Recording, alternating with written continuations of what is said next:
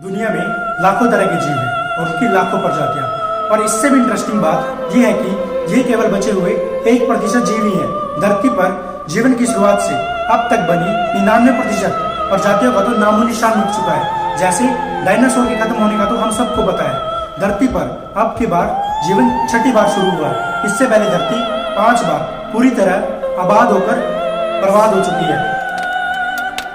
तो सुनिए 5 बार ये महाविनाश कैसे आई, यानी 5 मास एक्सटिंक्शंस की कहानी।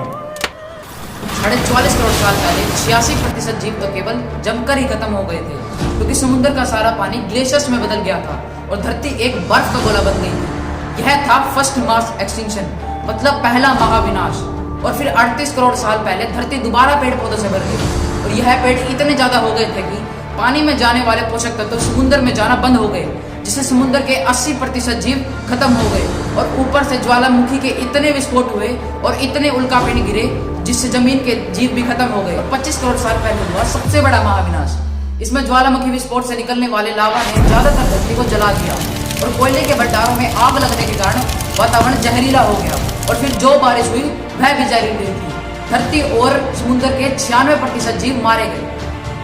चौथे महाविनाश यानी फोर्थ मास एक्सटिंक्शन में भी ज्वालामुखियों से निकलने वाली जहरीली गैसों से जहरीली बरसात हुई और धरती और समुद्र के ज्यादातर जीव मारे गए। और अब आपको बताते हैं कि डायनासोर कैसे खत्म हुए। 6.5 करोड़ साल पहले हमारी धरती पर उल्कापिंडों की ऐसी बरसात हुई कि हमारी धरती आग और गैसों का गोला ही बन गई। हमारे वायुमंडल में इतनी राख हो गई कि कई महीनों तक सूर्य का प्रकाश पृथ्वी तक पहुंच ही नहीं पाया और ठंड बहुत बढ़ गई। इन उल्कापिंडों से और ठंड से सभी डायनासोर मारे गए।